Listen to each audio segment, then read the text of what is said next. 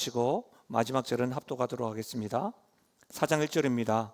산발랏이 우리가 성을 건축한 다음을 듣고 크게 분노하여 유다 사람들을 비웃으며 자기 형제들과 사마리아 군대 앞에서 일러 말하되 이 미약한 유다 사람들이 하는 일이 무엇인가? 스스로 견고하게 하려는가?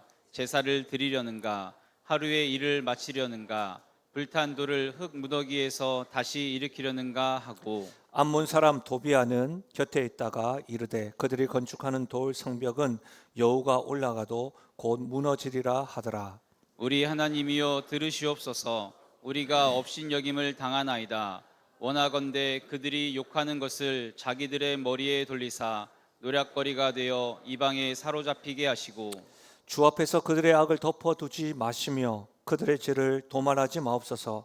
그들이 건축하는 자 앞에서 주를 노하시게 하였음이니이다 하고 이에 우리가 성을 건축하여 전부가 연결되고 높이가 절반에 이르렀으니 이는 백성이 마음들여 일을 하였음이니라. 산발락과 도비아와 아라비아 사람들과 암몬 사람들과 아스돗 사람들이 예루살렘 성이 중수되어 그 허물어진 틈이 메꾸어져 간다함을 듣고 심히 분노하여 다 함께 꾀하기를 예루살렘으로 가서 치고 그곳을 요란하게 하자 하기로 우리가 우리 하나님께 기도하며 그들로 말미암아 파수꾼을 두어 주야로 방비하는데 유다 사람들은 이르기를 흙 무더기가 아직도 많거늘 짐을 나르는 자의 힘이 다 빠졌으니 우리가 성을 건축하지 못하리라 하고 우리의 원수들은 이르기를 그들이 알지 못하고 보지 못하는 사이에 우리가 그들 가운데 달려 들어가서 살육하여 역사를 그치게 하리라 하고 그 원수들의 근처에 거주하는 유다 사람들도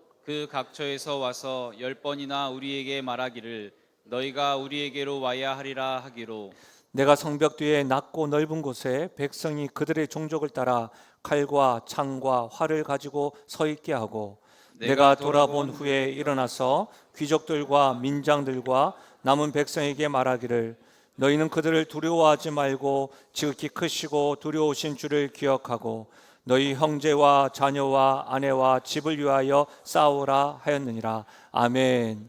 전 본문의 말씀을 가지고 세상이 날 비웃을지라도 라는 제목으로 말씀 전하겠습니다. 이메일을 통해서 저에게 선교사님의 편지 한 통이 왔습니다. P국에 신학교 사역을 하시는 분인데요. 그분의 편지 내용을 한번 들어보십시오. 신학교 사역을 하다 보면 나도 결국엔 이방인이구나 라는 생각이 들 때가 있습니다. 밖에서 볼 때는 신학교에 소속된 사람이지만 신학교 내에서는 또 다른 유리벽이 느껴집니다. 아무리 노력해도 범접할 수 없는 그런 벽입니다. 처음 신학교에 왔을 때는 환영도 해주고 반갑게 대해주었지만 그러한 허니문 기간이 지나면 시집살이 하듯이 눈치를 살피게 됩니다. 교수들 사이에서도 서로 웃으며 대화를 나누지만 집에 가서 그분이 왜 그런 이야기를 했을까 생각을 하다 보면 종종 야무진 뼈가 들어가 있습니다. 서양 사람들의 특유의 웃으면서 할 말 다 하는 그런 문화 말입니다. 피국 사람들은 자신의 속에 있는 말을 잘 하지 않습니다. 스무고개 하듯 알아 맞춰야 합니다. 그러다 보면 나는 어느 장단에 발을 맞춰야 하나 헷갈립니다. 이도 저도 아닌 천상 이방인 선교사입니다. 제가 느헤미야 말씀을 계속해서 묵상하고 또 준비하고 또 여러분과 나누기 위해서 계속 살펴봐서 그런지 이 피선교사님의 신학교에서 입장, 특히 이 부분요. 나는 결국 이방인이구나. 처음엔 환영도 해주고 반갑게 대해 주었지만 아무리 노력해도 번접할 수 없는 벽이 느껴진다. 이도 저도 아닌 천상 이방인이다. 이 말이 왠지 마음이 아프고 이 편지를 읽을 때에 기도하게 되더라고요. 우리가 잘 알고 있는 슈바이처 박사가 아프리카를 떠나면서 남긴 말이라고 하는데요. 한번 들어보십시오. 선한 길을 갈 때 사람들이 앞길의 돌멩이를 치워줄 것으로 기대하지 말라. 사람들은 더 큰 돌멩이를 던질 것이다. 대체 우리는 선한 길을 갈 때면 주변에 있는 함께하는 사람들이 격려하고 지지하는 것을 기대합니다. 격려하고 지지하는 것뿐만 아니라 함께 걸어갑시다 라는 것들을 고대하기도 하지요. 그런데 이 슈바이처 박사가 뭐라고 합니까? 그런 것 기대하지 말라는 겁니다. 왜? 더 큰 돌멩이를 던져서 선한 길 가는 것을 방해하는 것을 경험하게 될 것이다. 그런 사람을 만날 것이다 라고 말하고 있는 겁니다. 피국 선교사님도 그렇고 슈바이처 박사도 그렇고 처음에 환영하는 것 같으나 이제는 눈치를 봐야 하고 이방인처럼 느껴져서 내가 하는 일에 대해서 비난하고 일만 부정하는 것이 아니라 그 일을 하는 나 자신이 부정당한다는 것 같이 느껴져서 힘겨워하는 모습, 그런 모습들, 처음보다는 아니면 처음부터 큰 돌멩이로 방해하는 사람들을 경험한다는 것이 우리들의 일상이고 삶이라는 것을 보면 마음이 허헛합니다. 우리는 느헤미야 3장에서 굉장히 많은 은혜를 받았죠. 도전을 받았죠. 잘 알지 못한 사람들의 이름이 막 기록되어져 있으면서 성벽을 재건하는 모습을 통하여 함께 이렇게 동력해야 되는 거구나, 함께 양문을 지어야 되는 거구나, 그렇게 도전을 받았었는데 오늘 4장에 와서 보니까 성벽을 재건하고 있는 이 느헤미야에게 격려와 지지자보다는 오히려 방해하는 사람들이 득실되고 있음을 보게 됩니다. 우리는 여기에서 하나님의 역사를 바라고 하나님의 일을 할 때에 반드시 큰 돌멩이와 같이 방해자들이 있다는 것을 알 수가 있습니다. 사랑하는 여러분, 하나님의 일을 열심히 하는데 장애물이 앞을 가리고 방해하는 사람들이 있을 때면 크게 두 가지의 반응을 일으킵니다. 첫 번째로는 어떤 어려움과 문제가 있더라도 그 벽을 뛰어넘으려고 하는 사람이겠죠. 반대로는 하다가 안 돼서 지쳐서 어떻게 하게요? 포기하는 사람이겠죠. 여러분은 방해물을 경험할 때마다 대체로 어떤 사람들을 자주 만나십니까? 전혀 무너질 것 같지 않은 장애물과 방해자들이 있다 할지라도 극복하고 전진하는 사람입니까? 아니면 아쉽게도 너무 힘들어서 저는 여기까지입니다 라고 포기하는 사람들을 자주 만나십니까? 질문을 바꿔보겠습니다. 여러분 자신은 어떠십니까? 장애물과 반대를 접하면 여러분은 그것을 극복하는 편이십니까? 아니면 포기하는 편이십니까? 여러분, 하나님은 포기하는 사람들을 원하실까요? 아니면 극복하고 전진하는 사람을 원하실까요? 우리는 하나님의 마음을 아는 것 그렇게 어렵지 않습니다.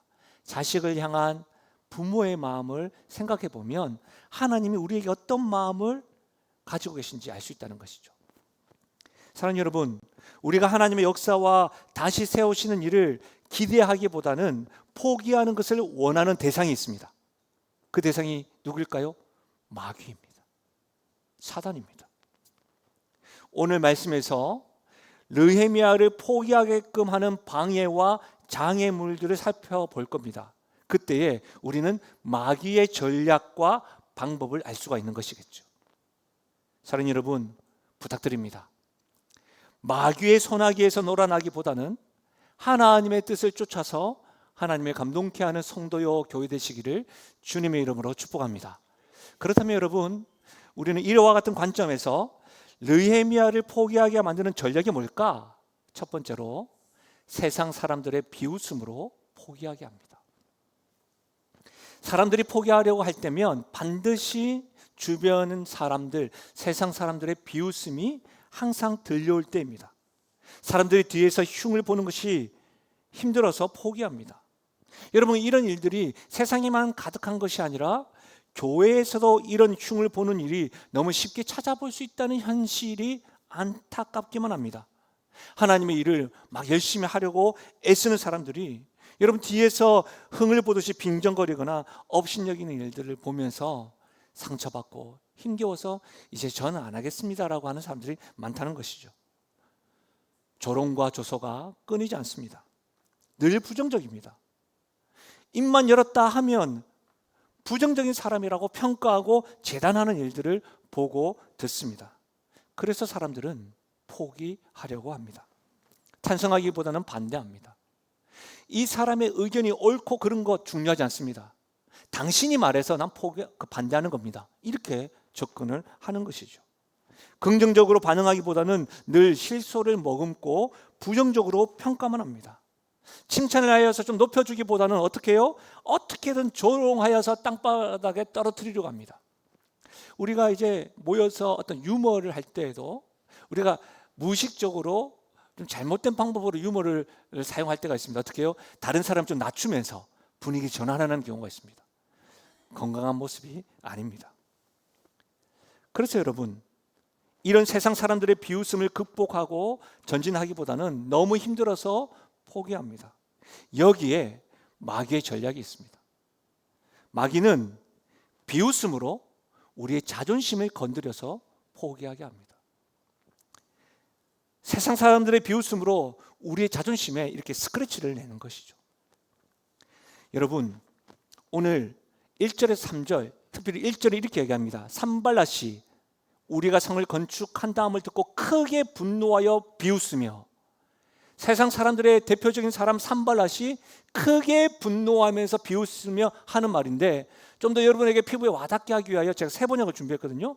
크게 분노하면서 비웃으면서 그가 어떻게 이야기하는지 한번 들어보십시오. 세 번역으로 2절부터 시작합니다. 자기 동료들과 사마리아 군인들이 듣는 데에서 힘도 없는 유대인들이 도대체 무슨 일을 하는 거냐? 이 성벽을 다시 쌓는다고? 여기에서 제사를 지내겠다는 거냐? 하루 만에 일을 끝낸다는 거냐?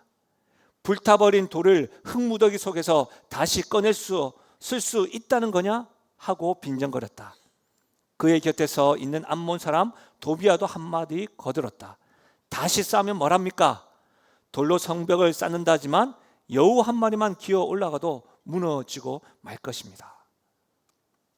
세상 사람들을 대변하는 산발락과 이 도비아가 5개의 질문을 하죠. 하겠느냐? 하겠느냐? 하겠느냐? 이 부분을 느헤미야 주석이 있는데, 해석한 부분이 있는데, 그 해석하신 주석에 이렇게 설명해 나왔습니다. 한번 보십시오. 미약한 유대 사람들아, 이 말은 야, 무능한 너희들이 스스로 뭐 할 수 있겠느냐? 이렇게 지금 비웃고 있다는 겁니다.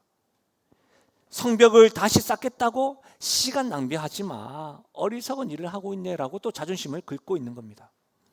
제사를 드리려는가? 이 질문의 의미는 이런 겁니다. 하하하, 기도만 한다고 되니?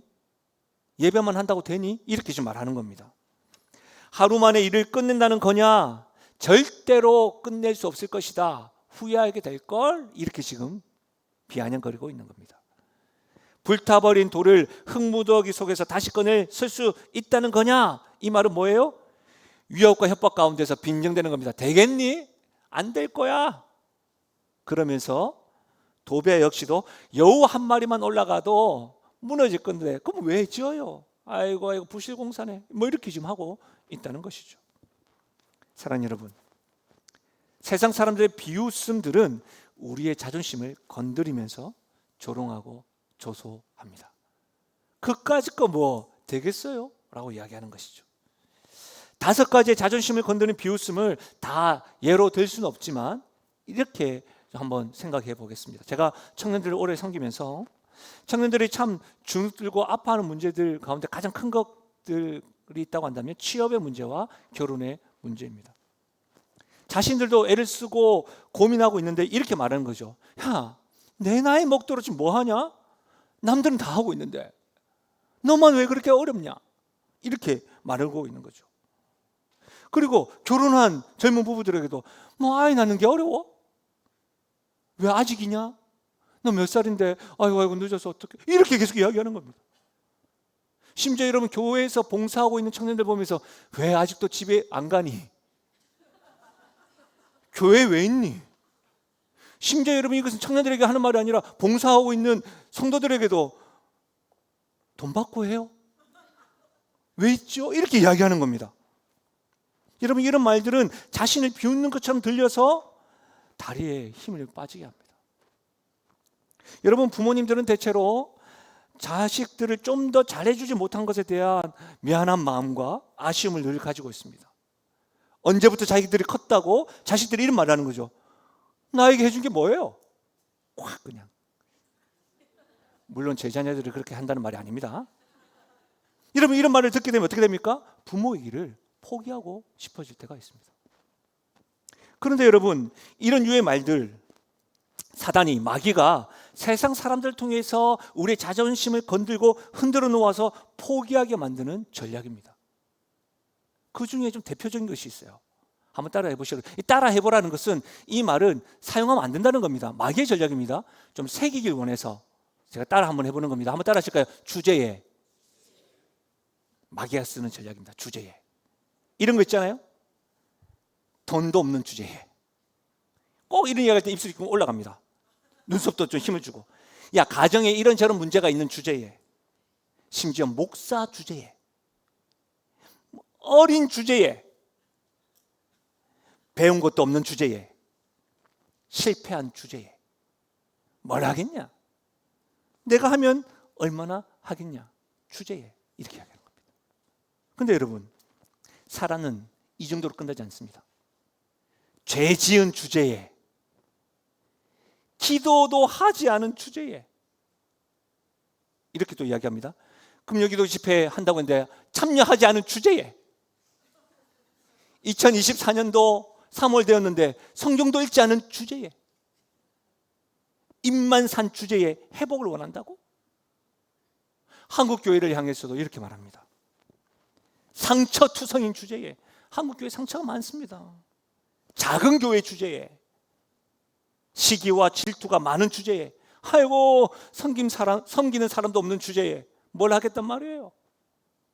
문이 평일날에 굳게 닫힌 주제에, 상처가 있고 싸워서 성도들을 떠나보낸 주제에, 이런 식으로 여러분, 비웃음으로 우리의 자존심을 흔들어 놓으면서 하나님의 일을 포기하게 만듭니다. 사실 저에게는 얼굴이 시커먼 주제에, 얼굴이 긴 주제에 전혀 상처가 안 됩니다. 저의 얼굴은 태웠습니다. 저의 이 긴 얼굴은 키를 한복합니다. 근데 여러분, 저는 이것이 전혀 저에게는 상처가 되지 않고 자존심 걸리지 않습니다. 예, 얼굴 길고 태웠습니다. 할 수 있습니다. 그런데 이 주제라고 하는 비웃음은 제가 강단에 설 때 마귀가 저에게 자주 쓰는 전략입니다. 야, 김 목사, 너가 어제 그렇게 한 주제에 설교한다고? 야, 너 이번 한 주 동안 본능에 충실했잖아. 본능에 충실한 주제에, 욕심도 많은 주제에, 너 지난주에 돈 좋아한다고 했지, 뭐 이렇게 이야기하면서, 심지어 한 주간 엉망으로 보낸 주제에 말씀을 전한다고? 성도들이 웃겠다. 막 이런 식으로 마귀가 비웃는 것 같습니다. 말씀을 잘 전하지 저도 말씀 잘 못 전한다는 걸 압니다. 그러나 한번 5층에 한번 와보시면 제가 얼마나 씨름하는지 아실 겁니다. 그런데 그런 주제라고 하는 이야기를 들을 때마다 오기가 힘들 때가 있습니다. 도망가고 싶을 때가 있습니다. 여러분, 목회자들에게 보면 그렇지 않습니까? 교회에서 성도들에게 주제에 하면서 사단이 한다는 겁니다. 여러분 어떠세요? 잘 지내다가 누군가가 여러분의 자존심을 건들면 여러분 어떻게 반응하십니까? 자존심은 있어야지 내가 하면서 반응하십니까? 아니면 여러분 자존심이 딱 건들 때 여러분의 믿음은 어떻게 작동되십니까? 자존심을 흔들어 놓을 때 여러분의 신앙은 흔들리십니까? 여러분, 자존심을 건들며 비아냥이 계속될 때 너무 힘들어서 포기하는 사람들이 많습니다. 근데 아십니까? 그럴 때 마귀는 미소 짓습니다. 성공했다. 두 번째, 느헤미야를 포기하게 만드는 전략 두 번째는 같은 그리스도인들의 비웃음으로 포기하게 합니다. 성도가 포기할 때 반드시 같은 그리스도인들의 비웃음 때문에 포기할 때가 많습니다. 같은 신앙을 가진 사람들이 비웃을 때, 실제로 세상 사람들이 비웃는 것에 대해서는 자존심도 상하지만 여러분, 우리가 저 사람들 잘 알지 못하니까 저럴 수 있지 않느냐라고 이해할 때가 있습니다. 그러나 믿음이 있는 사람들의 조롱은 더 크게 다가와서 더 힘들어지게 합니다. 심지어 하나님을 가르친다고 하는 사람이 그러니 더 힘이 들고 상처가 되는 것이죠. 한국교회가 영적으로 쇠퇴할 뿐만 아니라 많은 젊은 세대들이 교회를 떠나고 세상에서조차 조롱받는 이유 중 하나는 바로 영적 지도자들 때문입니다. 저를 포함한 목사들 때문입니다. 다른 사람도 아닌 목사들이 성적으로 타락하고 권력력에 사로잡히고 돈을 사랑하여 물질사한 모습이 더 충격으로 다가오니까 여러분, 그들이 떠나는 겁니다. 근데 여러분, 그거 아십니까? 영적 지도자라고 할 때에 세상 사람들은 목사만 말하지 않습니다. 그들은 모르지만 교회 안에서 사용되어지는 직분자들을 가리킵니다. 아이고, 그 사람이 교회 장로였대. 아이고, 그 사람이 교회 권사였대. 그 사람 교회에서 열심히 하던 사람이래. 집사였대. 찬양도 하더래. 믿는 사람이래. 그렇게 이해합니다. 우리는 그 사실을 알기 때문에 목사가 드러나서 그렇지, 영적 지도자가 드러나서 그렇지, 아마 그런 사실을 알기 때문에, 나 자신의 부끄러움을 알기 때문에 어쩌면 우리가 그리스도인이라는 사실을 숨기고 살아가는지도 모르겠습니다. 사랑하는 여러분, 같은 신앙을 가진 사람들의 비웃음이 더 힘들게 만들어서 하나님의 역사를 바라기는커녕 하나님 일을 포기합니다. 이것이 마귀의 전략인데, 특별히 같이 신앙생활하는 사람의 비웃음으로 어떻게 하냐면 우리를 낙심케 합니다. 세상 사람들의 비웃음으로는 우리의 자존심을 건들지만 같이 신앙생활하는 사람으로 인해서 우리들을 어떻게 한다고요? 낙심케 하는 것이 마귀의 전략입니다. 본문을 한번 보십시오. 막 성전을 하고 있는데 10절에 유다 사람들은 이르기를 흙무더기가 아직도 많거늘 짐을 나르는 자의 힘이 다 빠졌으니 우리가 성을 건축하지 못하리라 하고, 유다 사람들이, 여러분 3장에서 이름이 기록되어져 있는 모든 사람들이 다 유다 사람들이었고 함께 했던 사람들이었습니다. 그렇죠? 물론 종들도 있었지만 유다 사람들도 많이 함께 했고 양문도 지키고 했죠. 근데 그 유다 사람들이 11절과 12절에 구체적으로 이렇게 표현합니다. 원수들이 공사 현장들을 급습해서 죽일 것이라고 말합니다. 그런 말들이 있습니다. 그래서 너무 두렵고 무서워요. 그 포기할래요. 지금 성벽을 재건하는 일을 너무 지쳐요. 힘들어요. 우리가 이 일을 못 해낼 것 같아요. 아예 못 해낼 것 같으니 포기하겠습니다. 지금 그렇게 말하고 있는 겁니다. 사랑하는 여러분, 세상 사람들의 비웃음과 공격이 심해져서 지금까지 옆에서 함께 성벽 재건하고 있던 유다 사람들이 지금 포기하겠다고 말하는 겁니다.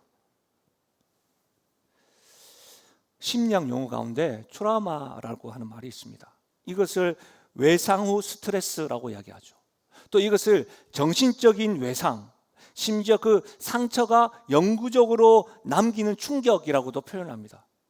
잘 사라지지 않는다는 말입니다. 사고로 인한 외상이나 정신적인 충격 때문에 사고 이후에도 그런 일들이 또 일어나지 않을까라고 하는 불안감을 트라우마라고 이야기합니다. 그런데 이것을 좀 더 잘 설명하자면, 제가 8년 전에 예를 들었던 이야기인데, 8년 전에 들으셨던 분이 있으시다면 용서하고 들으시고, 여러분, 제가 어렸을 때 병원에 입원한 적이 있었습니다. 막 운동을 하고 좋아하다가 병원에 딱 입원했는데, 제가 그때는 어떤 때냐면 병원에, 부산에 있는 보건병원에 입원했었는데, 그때는 병원에 꽃 화분도 가져다 놓을 수 있는 때였죠. 그러니까 자기가 묻더라고요. 뭘 먹고 싶니? 그때 여러분, 제가 쉽게 사 먹을 수 없고 고가의 과일이 먹고 싶다고 했습니다. 그 과일의 이름이 바나나입니다. 그때 아플 때 바나나 먹고 싶다고 하니까 그 비싼 걸 사주시더라고. 근데 이후에 바나나가 가격이 폭락하게 되었습니다. 얼마나 좋던지요. 바나나 까기 쉽고 먹기 좋고 달달하고 여러분 금방 에너지가 업되고 자주 먹었습니다. 얼마나 좋아했는지 모릅니다. 그런데 급하게 먹다가 제가 급체를 해서 응급실에 119를 타고 간 적이 있습니다. 여러분, 그 이후로 지금도 바나나를 먹으면 또 급체하지 않을까? 응급실 가지 않을까라는 두려움이 있습니다. 그래서 제가, 여러분 생각해 보세요. 요즘에 수련회를 가거나 MT를 가거나 무슨 모임하면 항상 과일에 바나나가 빠지지 않습니다. 가격이 싸고 저렴하고 좋으니까. 그렇지 않습니까? 그런데 저는 그때가 생각나서 이거 먹고 강의하거나 설교를 하면 또 배가 아플까 봐 먹질 않습니다. 저에게는 나름 외상후 스트레스인 거죠. 그러나 지금 그것을 극복해 보려고 바나나, 우유는 열심히 먹습니다. 지금 유다 사람들도 지금 과거의 상처들이 겁이 나서 부정적인 사람들이 된 겁니다. 우리가 그때 말씀을 전에 3장 때 배웠지만 여러분 느헤미야가 하자했을 때 2차로 에스라와 함께 성전을 짓다가 몇 년 후입니까? 13년이 지났습니다. 13년 전에 했던 일을 또 하고 있는데 또 과거에 그렇게 포기하게 될 거라고. 방해가 그때도 있었으니까 그게 생각났던 겁니다. 그래서 안 된다는 겁니다. 성벽제가 못하겠다는 겁니다. 너무 지쳤다고 말하고 힘들다는 것이지요. 세상 사람들이 부정적으로 말하는 것은 뭐 그가 모르니까 신앙이 없으니까 그럴 수 있는데 나와 함께 눈물로 손잡고 기도하고 그랬는데 왜 그러냐고 당신. 그러면 우리 안에 뭐가 생깁니까? 낙심이라는 것이 생깁니다. 부정적인 말이 나오니까 나도 모르게 절망하게 됩니다. 그와 같은 말씀이 구약에 또 사건이 있습니다. 민수기 13장 31절인데요. 한번 같이 읽어볼까요? 31절에서 33절까지 한번 같이 읽겠습니다. 시작. 그와 함께 올라갔던 사람들은 이르되 우리는 능히 올라가서 그 백성을 치지 못하리라. 그들은 우리보다 강하니라 하고 이스라엘 자손 앞에서 그 정탐한 땅을 악평하여 이르되 우리가 두루 다니며 정탐한 땅은 그 거주민을 삼키는 땅이요 거기서 본 모든 백성은 신장이 장대한 자들이며 거기서 네피림 후손인 아낙 자손의 거인들을 보았나니 우리는 스스로 보기에도 메뚜기 같으니 그들이 보기에도 그와 같았을 것이니라. 여러분 아시겠지만 하나님께서 약속하신 땅 가나안 땅을 정탐하기 위해서 12지파에서 12정탐꾼을 보냈습니다. 여러분 각 지파에서 한 명만 뽑았습니다. 여러분 가장 용맹한 사람들만 뽑은 겁니다. 근데 그 12명 가운데 요수아와 갈렙을 제외한 10명의 정탐꾼들이 두려움에 사로잡혀서 메뚜기의 정체성, 믿음의 언어가 아니라 부정적인 언어, 불신의 언어를 사용했습니다. 여러분 믿음의 언어가 아니고 불신의 언어, 부정적인 언어를 사용되니까 어떻게 된지 아십니까? 여러분 우리가 읽지 않았지만 민수기 32장 9절입니다. 한번 들어보십시오. 그들이 에스골 골짜기에 올라가서 그 땅을 보고 이스라엘 자손을 낙심하게 하여서 여호와께서 그들에게 주신 땅으로 갈 수 없게 하였느니라. 잘 보십시오.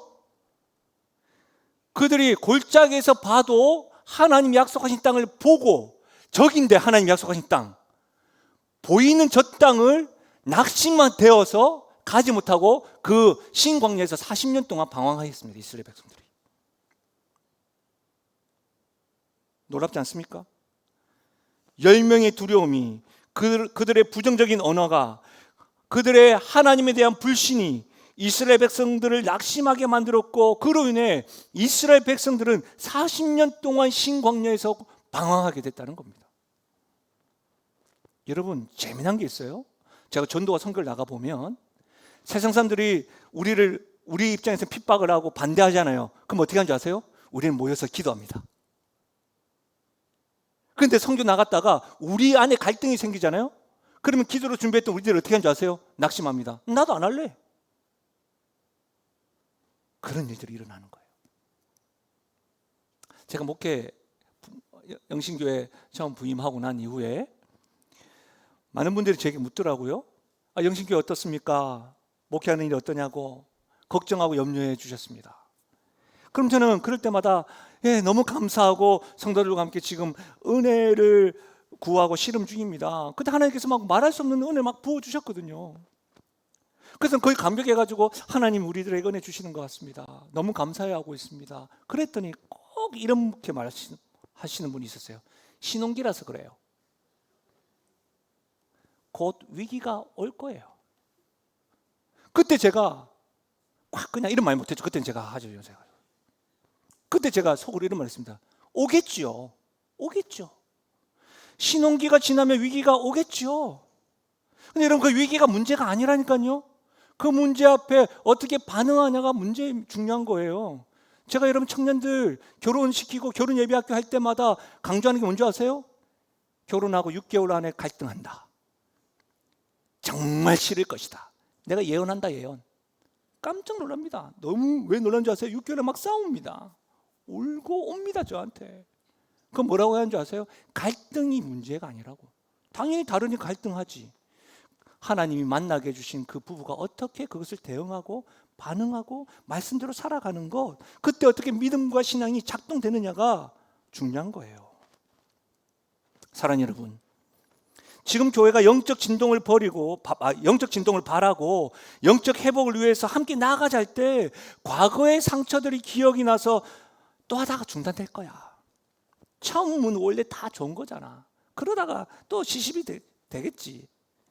이런 부정적인 언어들, 혹 여러분의 마음과 입술에서 꿈틀거리고 있다고 하신다면 여러분이 지금 옆 사람을 낙심케 하고 있는 유다 사람들입니다. 여러분, 이런 부정적인 말을 들으실 때 여러분의 믿음과 마음은 어떻게 작동되십니까? 낙심하십니까? 포기하십니까? 어떻게 하십니까? 우리에게 필요한 회복해야 될 영역들, 개인의 문제나 관계와 가정의 문제나 직장 생활의 문제들을 위해서 하나님 역사를 바라실 때에 다른 그리스도인들도 다 타협하면서 살아. 그렇게 핑계를 대면서 세상과 싸움을 포기하거나 회복을 포기하려고 들지 않으십니까? 너무 지쳤다고 말씀하시면서 말입니다. 많은 사람들이 그렇게 포기합니다. 근데 아셔야 됩니다. 그럴 때 마귀는 미소 짓습니다. 성공했다. 그렇다면 우리는 어떻게 해야 될까요?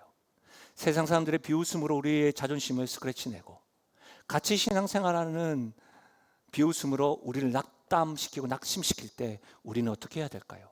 한번 따라 하실까요? 속상한 마음까지도 하나님께 기도하며 쏟아놓으라. 하나님께 기도하며 쏟아놓으라. 그렇습니다. 속상한 마음까지도 하나님께 기도하며 쏟아놓아야 됩니다. 좀 더 여러분 피부에 와닿게 제가 오늘 4절과 5절 큰 비웃음을 듣고 느헤미야가 기도하는 거 한번 들어보십시오. 우리의 하나님 들어주십시오. 우리가 이렇게 업신여김을 받고 있습니다. 제발 우리에게 퍼붓는 그 욕이 그들에게 되돌아가게 하여 주십시오. 그들이 노략을 당하게 하시고 남의 나라로 끌려가게 하여 주십시오. 그들의 죄를 용서하지 마시고 그들의 죄를 못 본 채 하지 마십시오. 그들이야말로 성을 쌓고 있는 우리 앞에서 주님을 모욕한 자들입니다. 성경에 이렇게 지금 나와 있지만 이것을 우리의 버전으로 번역해 보면 어떻게 했습니까? 우리 지금 욕받이 되고 있는 거 알고 계십니까? 제발 우리를 욕하는 저 입을 그냥 두지 마시고 막 그냥 해 주십시오. 지금 그렇게 이야기하는 겁니다. 우리가 아니라 저 백성이, 저 가족이 노략을 당하게 하시고 남의 나라에 종이 되게 해달라고 지금 그렇게 기도하고 있는 겁니다. 사랑하는 여러분, 상한 마음을 다른 사람한테 막 퍼부는 게 아니라 누구에게요? 우리의 마음과 생각을 다 아시는 하나님, 공의와 사랑이 충만하신 하나님, 옳고 그름이 분명하신 하나님께 쏟아 놓을 때 하나님께서 알아서 하신다는 겁니다.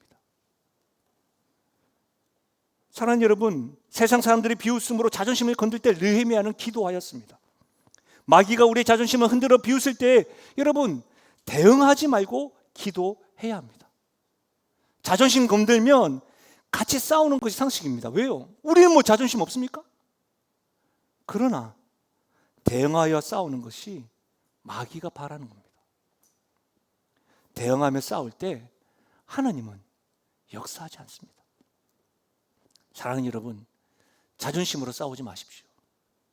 인간적인 방법으로 대응하지 마십시오. 비웃음이 있고 방해가 있을 때 우리 모든 문제의 해결자가 되시는 하나님께 맡기고 기도할 수 있길 바랍니다. 특히 속상한 마음 그대로, 여러분 우리 주님 앞에서 어떻게 목사와 직분자가 있습니까? 아버지 하나님 앞에서는 여러분 속상한 마음이 있는 그대로 쏟아놓으십시오. 우리 주님께서는 우리의 상한 마음을 아시고 치유하시는 분임을 믿으시길 바랍니다. 여러분 시편 34편입니다. 여호와는 마음이 상한 자를 가까이 하시고 충심으로 통회한 자를 구원하시는도다. 할렐루야. 다시 한 번 더요. 여호와는 마음이 상한 자를 가까이 하시고 충심으로 통회한 자를 구원하시는도다. 사랑하는 여러분, 너무 자존심이 상하고 힘들어 기도가 되지 않고 기도할 힘조차 없어 포기하고 싶을 때는 교회의 기도 제목을 알려주십시오. 여러분, 금요 기도 집회에 나오셔서 마음껏 쏟아 놓으십시오. 이번 금요 집회 때 제가 고민을 하고 집회를 이렇게 고민하면서 누구에게 물어봤어요. 내가 다음 세대들에게 늘 매주마다 축복 기도하고 안수 기도하고 싶고, 하나님께서 우리 다음 세대들의 우리 기도를 들으셔서 어떻게 축복하시는지 맛보고 싶다. 그거 좋네요. 그리고 그걸로만 끝나는 것이 아니라 분명히 하나님께서 우리 성도들의 각자가 하나님 앞에 나오길 바라시는 것이 있을 것인데, 그때 내가 성도들 초청을 해서 안수 기도하고 싶다. 될까요? 그런 이야기 하더라고요. 여러분, 금요 집회 때 하나님을 바라고 성경을 가만히 보시면 나오는 자들마다 하나님께서 역사시 그 믿음을 받다고 되어져 있습니다.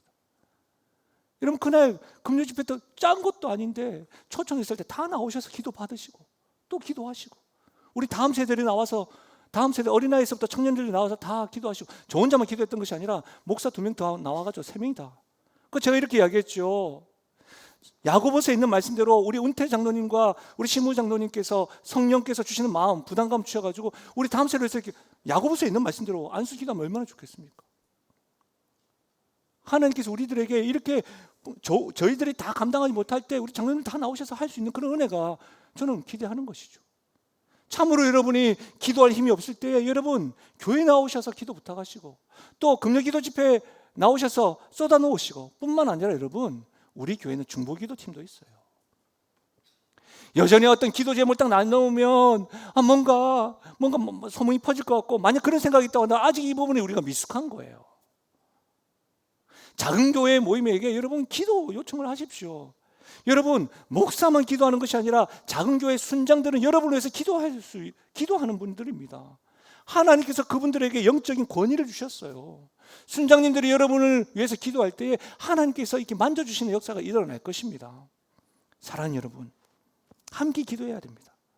세상 사람들의 비웃음을 포기하고 싶을 때, 자존심이 상하여 포기하고 싶을 때 대응하지 말고 우리의 상한 마음을 아시는 주님께 마음껏 쏟아놓고 부르짖고 기도할 수 있기를, 그래서 하나님의 역사를 경험할 수 있기를 주님의 이름으로 축원합니다. 두 번째로 우리는 어떻게 해야 됩니까? 한번 따라 하실까요? 기도하면서 맡겨진 일에 충성해야 합니다.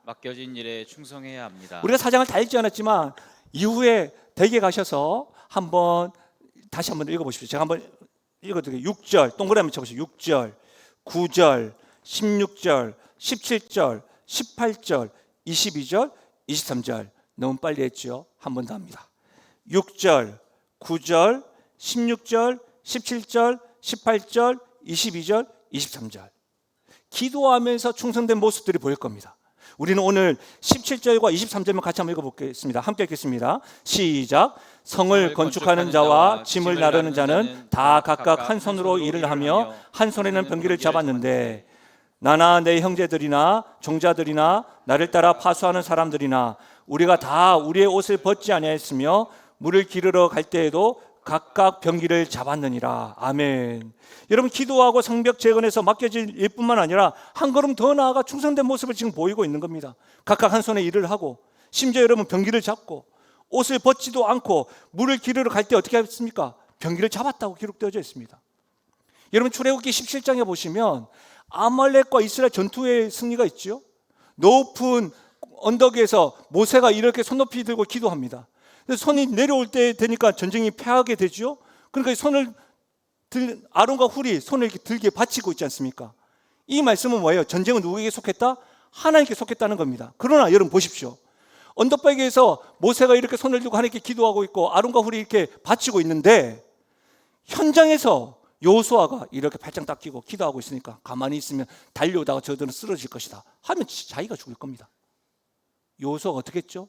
힘을 다해서 싸웠습니다. 사랑하는 여러분, 그것입니다. 여호수아가 자신에게 맡겨진 전쟁터에서 충성하지 않았다면 백전 패했을 겁니다. 하나님의 역사는 그런 것입니다. 사랑하는 여러분, 같은 그리스도인들이 세상과 타협하는 모습을 보게 되면 포기하고 싶을 때가 있습니다.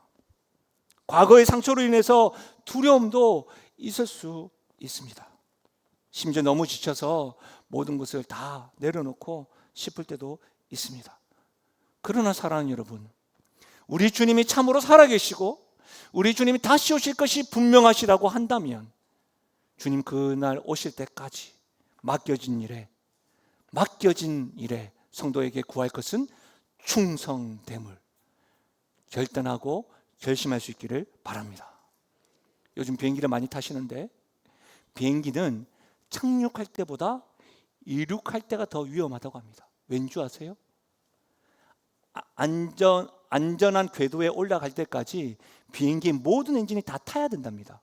안전한 궤도에 가기도 전에 엔진이 하나가 멈춰버리면 비행기는 추락한답니다. 그래서 파일럿은 착륙할 때보다 이륙할 때를 더 위험한 때라고 합니다. 우리 모두가 교회도 가정도 하나님의 사람으로서 영적으로 우리가 습관이 되고 경건의 모양뿐만 아니라 경건의 능력을 날마다 경험하는 안전한 궤도에 들었을 때까지는 맡겨진 일에 충성해야 하는 것이죠. 말씀을 마무리하겠습니다. 실제로 기도가 되지 않을 때도 있지요. 맡겨진 일에 다 손을 떼고 포기하고 싶을 때가 있습니다. 하나님의 역사와 회복이 필요함을 알고 있습니다. 그럼에도 지금 너무 자존심이 상하고 낙담이 되고 낙심이 되어서 다 놓아버리고 싶을 때가 있습니다.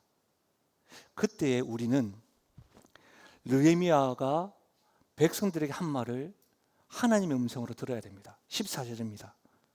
너희는 그들을 두려워하지 말고 지극히 크시고 두려우신 주를 기억하고 너희 형제와 자녀와 아내와 집을 위하여 싸우라. 다시 한 번 더요. 너희는 그들을 두려워하지 말고 지극히 크시고 두려우신 주를 기억하고 너희 형제와 자녀와 아내와 집을 위하여 싸우라. 그 어떤 문제보다도 그 어떤 사람보다도 크신 하나님을 기억하십시다. 우리가 하나님의 역사를 경험하는 것이 크신 하나님을 붙잡고 기억하고 담대함으로 우리 자신이 포기하지 않고 전진하는 것이 우리의 형제와 우리의 자매와 우리의 자녀와 우리의 아내와 우리의 남편과 집과 교회에 하나님의 은혜가 흘러가는 길이요 통로임을 명심하십시오.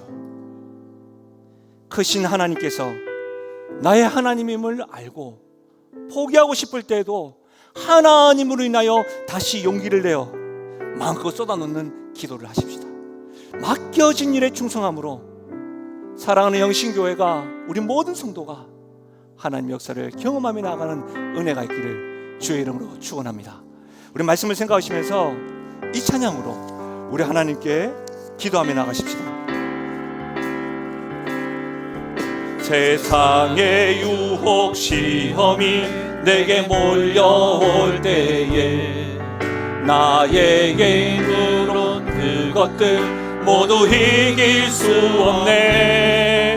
거대한 폭풍 가운데 위축된 나의 영혼 어찌할 바를 몰라 헤매이고 있을 때 주를 찬양 손을 들고 찬양 전쟁은 하나님께 속한 것 아니니 주를 찬양 손을 들고 찬양 전쟁은 하나님께 속한 것이. 우리 다시 한 번 더 찬양할까요? 세상의 유혹 시험이 내게 몰려올 때에 나의 힘으론 그것들 모두 이길 수 없네. 거대한 폭풍 가운데 위축된 나의 영혼 그럼에도 불구하고 우리에게 크신 하나님이 계십니다. 우리 2절입니다. 거짓과 속임수로 가득 찬 세상에서 어디로 갈지 몰라 머뭇거리고 있네. 공중의 권세 잡은 자 지금도 우리들을 실패와 절망으로 넘어뜨리. 우리에 계신 하나님을 하나님께 기도하고 찬양하며 나아가십시다. 주를 찬양, 손을 들고 찬양. 전쟁은 나에게 속한 것 아니니. 주를 찬양, 손을 들고 찬양. 전쟁은 우리 주님 앞에 결단하는 마음으로 다 함께 일어나셔서 찬양하며 나가실까요? 우리 3절입니다. 주위를 둘러보며 아무도 없는 듯. 주위를 둘러보면 우리에게 믿음의 눈이 열리길 소원합니다. 믿음의 눈을 들면 보이는 분 계시네. 지금도 내 안에서 역사하고 계시네. 최고의 목소리로 사망과 어둠의 권세 물리치신 예수님. 주를 찬양, 주를 찬양, 손을 들고 찬양. 전쟁은 나에게 속한 것 아니니. 주를 찬양, 손을 들고 찬양. 전쟁은 하나님께 속한. 우리 전심을 다하여 크신 여호와 하나님을 찬양하라. 주를 찬양, 손을 들고 찬양. 전쟁은 나에게 속한 것 아니니. 주를 찬양, 손을 들고 찬양. 전쟁은 하나님께 속한 것이. 보라 하나님의 구원을. 보라 하나님 구원을. 보라 하나님 능력을. 너희를 위해서 싸우시는 주의 손을 보라. 우리 영혼에게 선포해 나갑니다. 보라 하나님 구원을. 보라 하나님 능력을. 너희를 위해서 싸우시는 주의 손을 보라. 우리의 목소리로만 보라. 보라 하나님 구원을. 보라 하나님 능력을. 너희를 위해서 싸우시는 주의 손. 우리 최고의 목소리로 아멘 아멘. 보라 하나님의. 보라 하나님 구원을. 보라 하나님 능력을. 너희를 위해서 싸우시는 주의 손을 보라. 사랑하는 여러분, 세상이 날 비웃으면 자존심 상합니다. 함께 신앙생활을 하는 이들이 낙담되고 포기하면, 또 비웃으면 낙심하게 됩니다. 포기하고 싶었을 때가 많았죠. 어쩜 지금도 포기하고 싶어서 놓으려고 하시는 분들이 있을 수 있겠습니다. 그러나 기억하십시오. 너희는 그들을 두려워하지 말고 지극히 크시고 두려우신 주를 기억하고 너희 형제와 자녀와 아내와 집을 위하여 싸우라.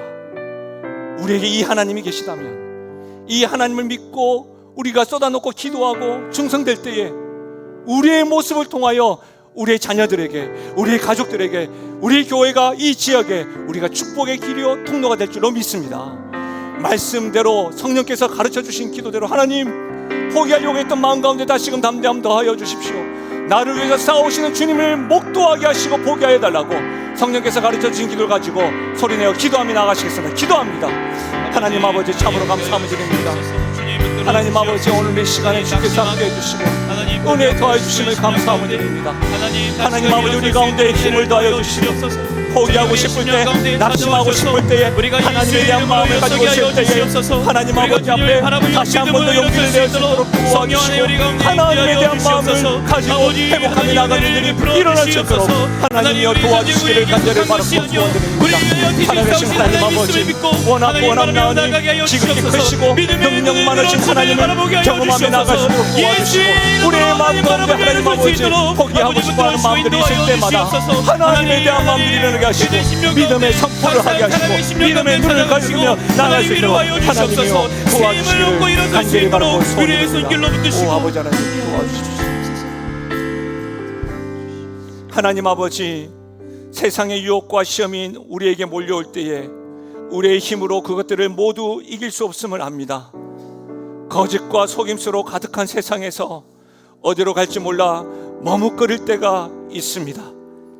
주위를 둘러보면 함께 신앙생활하고 격려가 되었던 믿음의 동력자들도 쓰러지고 넘어지고 변질된 모습을 보면서도, 포기한 모습을 보면서도 나도 별반 다를 거 없는데 하면서 하나님을 놓아버리고 믿음의 길을 돌아갈 때가 있음을 고백합니다. 그러나 지금도 우리 안에서 역사하고 계시는 주님, 사망과 어둠의 권세를 물리치시는 예수님, 지극히 크시고 두려우신 하나님, 우리 하나님을 기억하며 하나님의 역사를 경험하는 것이, 내가 그 하나님을 기억하고 경험하는 것이 우리 자녀들에게, 우리 배우자들에게, 우리 공동체에게, 우리 지역에게 선한 축복의 통로라는 사실을 알고 포기하기보다 믿음의 전진을 해나가며 나가는 우리가 되게 하여 주옵소서. 세상이 날 비웃을지라도 우리에게는 크신 하나님이 계시다 믿음의 고백을 하고 행동을 하며 나가는 우리 모든 영신 가족들 되게 하여 주옵소서. 그렇게 역사하실 주님을 찬양하고 예수님의 이름으로 기도하옵나이다. 아멘. 함께 선포하겠습니다. 나는 하나님으로부터 부름받은 하나님의 자녀입니다. 우리는 세상으로 보냄받은 그리스도의 제자입니다. 아멘. 날씨가 일교차가 심해서 건강 유의하시고요. 오늘부터 성경대학이 시작되어지는데 성경이 읽어지네, 그리고 예수님의 기도학교, 큐티학교, 마더와이즈 영적성장의 길이 있습니다. 아직 고민하시는 분이 있다고 한다면 신청하셔서 이번 1학기에 성숙되어지고 예수님 닮아가는 은혜가 있으면 좋겠습니다. 한 주간도 건강하십시오. 하나님의 복을 받겠습니다. 지금 우리 주 예수 그리스도의 은혜와 하나님 아버지의 무한하신 사랑과 성령 하나님의 위로 교통하심 충만하신 역사가 포기하고 싶을 때에, 자존심이 상하고 낙심될 때에도 우리 주님께서 내 안에서 역사하시고 계시고, 우리 주님께서 어떠한 사람보다 어떤 것들보다 크신 분임을 기억하여 우리 주님께 다 쏟아놓기로, 맡겨진 일에 충성하기로 다짐하여서 우리로 인하여 사랑하는 자녀들이, 가족들이, 믿음의 공동체가, 이 지역이 주의 역사와 축복을 경험하기를 소원하며 나가는 사랑하는 주의 백성들 머리 위에와 그들의 가정과 기도 제목 위에, 특별히 사랑하는 다음 세대 머리 위에 지금부터 영원토록 함께 하시기를 축원하옵나이다. 아멘.